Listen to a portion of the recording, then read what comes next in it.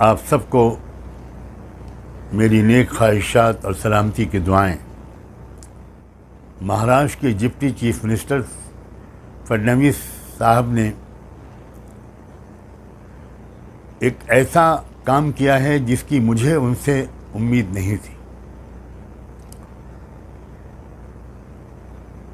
मैंने जो अपील जारी की और जिसके लिए मैं मुसलसल कोशिश कर रहा हूं कि महाराष्ट्र के वोटर इस इलेक्शन में 100% वोट डालें, अपने वोट को डिवाइड न होने दें और अपना वोट इस तरह डालें कि जो कम्युनल फैसिस्ट फोर्सेस हैं वो महाराष्ट्र में भी कमज़ोर हों और देश भर में कमज़ोर हों। देश भाईचारे और मोहब्बत की बुनियाद पर तरक्की कर सकता है, नफ़रत और बंटवारे की बुनियाद पर कभी तरक्की नहीं कर सकता।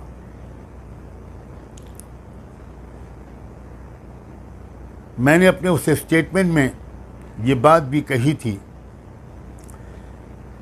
कि मेरी इस कोशिश को बार बार वोट जिहाद का नाम दिया जा रहा है। मैंने कहा था कि मैंने 13 तारीख को अपनी बॉम्बे की प्रेस कॉन्फ्रेंस में जिन कैंडिडेट्स को सपोर्ट करने की अपील की थी उनमें से 23 के सिवा आउट ऑफ 288 288 में 23 के अलावा सब के सब हमारे हिंदू भाई बहनें हैं। हिंदू भाई बहनों को वोट देने की अपील करना, क्या ये वोट जिहाद है? 750 किसान अपने अधिकारों की मांग करते हुए शहीद हुए, मारे गए, हलाक हुए। क्या उनके अधिकारों की बात करना और उनसे सही डायरेक्शन में वोट डालने की अपील करना, क्या ये वोट जिहाद है? लाखों यूथ, हमारे नौजवान बच्चे और बच्चियां, और हमारे से मुराद मुस्लिम नहीं हैं, मैं पूरे महाराष्ट्र के नौजवानों की बात कर रहा हूं, जिनमें मराठा भी हैं, जिनमें दलित भी हैं, जिनमें ओबीसीज भी हैं, जिसमें दूसरे धर्मों के मानने वाले भी हैं। वो अपने माँ बाप की गाढ़ी कमाई खर्च करके, खून पसीना एक करके ग्रेजुएशन और पोस्ट ग्रेजुएशन करते हैं, लेकिन उनको जॉब नहीं मिलता। ऐसे नौजवानों की आवाज़ उठाना, क्या ये वोट जिहाद है? महिलाओं की इज्जतें लूटी जा रही हैं, क्या उन महिलाओं की आवाज़ उठाना, क्या ये वोट जिहाद है? जगह जगह मॉब लिंचिंग हो रही है, जो यकीनन भारत की खूबसूरत पेशानी पर एक काला टीका है, एक कलंक है।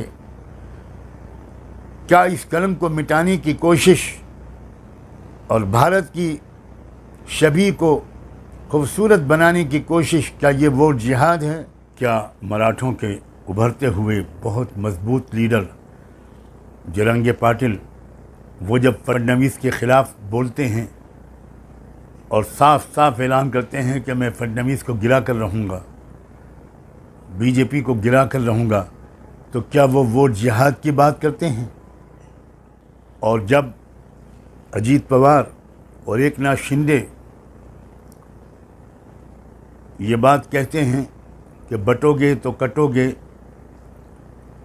इस तरह की बातें महाराष्ट्र में नहीं चलेंगी, तो क्या वो भी वोट जिहाद की बात करते हैं?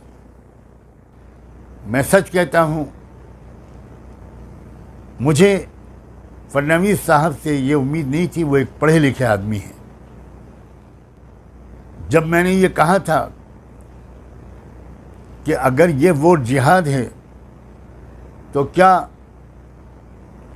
महाविकास अघाड़ी के सारे नेता जिहाद कर रहे हैं? क्या शरद पवार जी, बुजुर्ग मराठा रहनुमा, किसानों के लीडर, क्या वो जिहाद कर रहे हैं? ये कैसी मानसिकता है? जब राहुल गांधी मजलूमों की, कमज़ोरों की, अल्पसंख्यकों की, ओबीसीज की आवाज़ उठाते हैं, कास्ट सेंसस की बात करते हैं, तो उनको मौलाना राहुल गांधी कहा जाता है। जब उद्धव ठाकरे, महाराष्ट्र के बड़े लीडर और बहुत बड़ी फैमिली के एक सदस्य, हिस्टोरिकल बैकग्राउंड रखने वाले एक लीडर, जब वो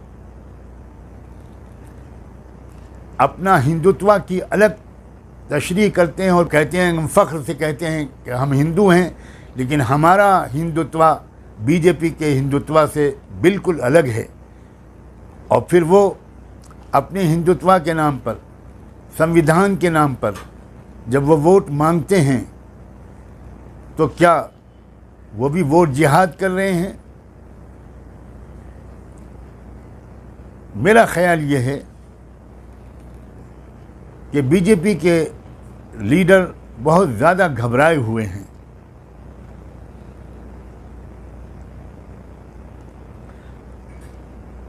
और इस फ्रस्ट्रेशन की वजह से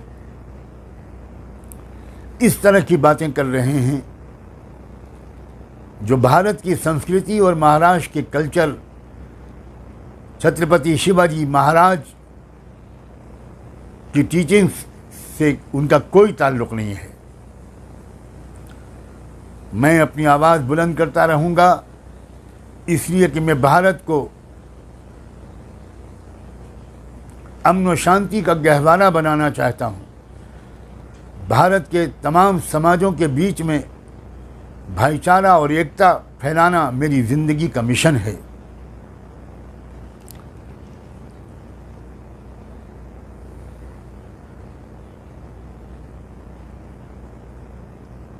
फडणवीस साहब, please please please, respectfully I request you, बहुत आदर और सम्मान के साथ मेरी आपसे ये अपील है कि इस तरह की भड़काऊ बातें मत कीजिए, पब्लिक को गुमराह करने वाली बातें मत कीजिए।